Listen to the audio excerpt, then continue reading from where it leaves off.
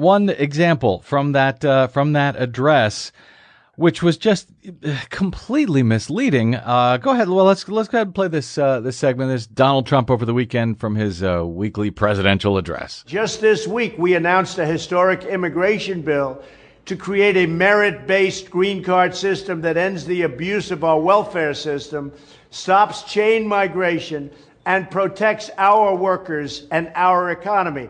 As an example, you cannot get welfare for 5 years when you come into our country. You can't just come in like in past weeks, years, and decades. You come in, immediately start picking up welfare. Nope. For 5 years, Nope. You have to say you will not be asking or using our welfare systems. Now, the abuse of our welfare system. Trump has brought this up before, and he came up with what he thought was his idea. Let's stop any immigrants from obtaining welfare for 5 years after they come to this country. That'll stop people from wanting to come here.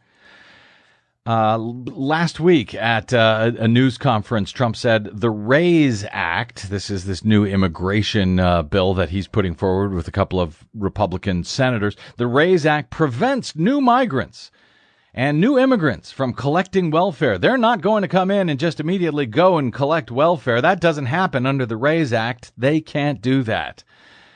In Youngstown, Ohio last week, he said in one of his campaign rallies, "We also believe that those seeking to immigrate into our country should be able to support themselves financially and should not be able to use welfare for themselves or the household for a period of at least 5 years." Well, that sounds like it makes sense. In truth, It seems like a reasonable, if potentially cruel, policy. Well, that's right. Don't be coming here, though, and then immediately, sucking off the big welfare teat, I guess, is what he's trying to say. Well, as it turns out, and as we've talked about on the show already in months earlier, that's already the case. That's already the law. The 1996 Personal Responsibility and Work Opportunity Reconciliation Act, that would have been signed under Bill Clinton, I guess, restricted non-citizens' eligibility for major public assistance programs like supplementary security income, Social Security, SSI, supplemental nutrition assistance, or SNAP, formerly known as food stamps, Medicaid, and temporary assistance for needy families.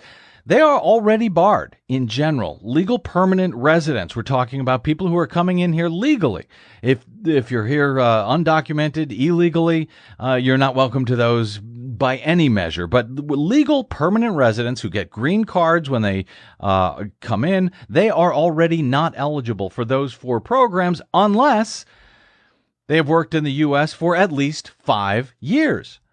Now, there are some exceptions, like asylees, people who come here seeking political asylum from their country, or refugees, people with certain military connections, or people who are victims of human trafficking.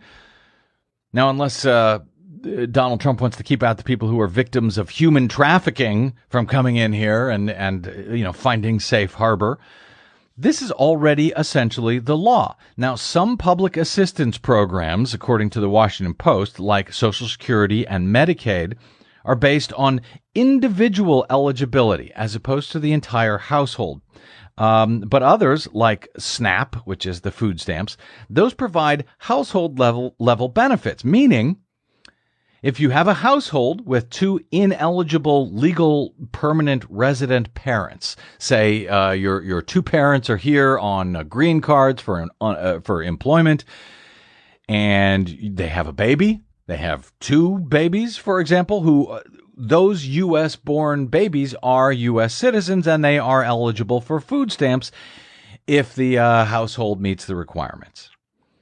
So, the whole household shares the benefit in that case because there are 2 kids, toddlers in that scenario, who need to eat food. A White House spokesman explained to the Washington Post, under the current system, you get welfare through your household. The new legislation will expand the 5-year welfare prohibition to the households of all immigrants coming in on the points system and not just the immigrant themselves, as is the current law. So this point system they're talking about are these basically, the RAISE Act would make it would essentially cut legal immigration in half over the next decade, and it would be based on a certain point system for these employment-based green cards. And in that case, if you come in under that and you don't have enough money to feed your U.S.-born children, they and you are all out of luck.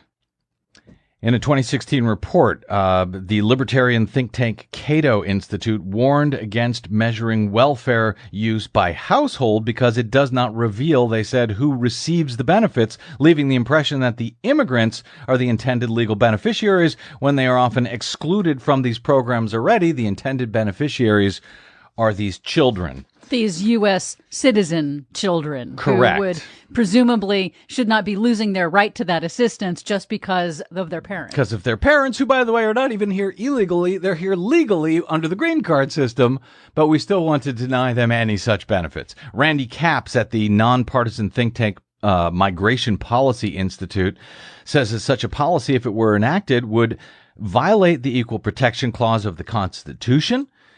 He says, I don't believe it would stand a legal challenge that a U.S. citizen child with a parent who is a recent legal immigrant gets treated differently under the law than a child who has U.S.-born parents. So this is just one lie that Trump has been repeating over and over and over again, giving the idea that, all of these immigrants are flooding in because they're getting all of these free benefits the minute they get here. No, almost every single one of them is barred for 5 years. So he's just misleading the chumps and dupes and suckers who listen to him at his campaign rallies, but he's also using these presidential addresses, even while he's on vacation, to misinform the American public.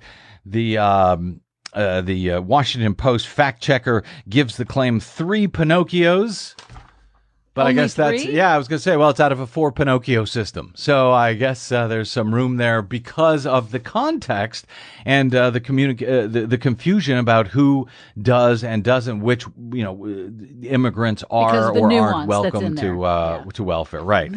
A nuance that president, this president, our president, doesn't much give a damn about.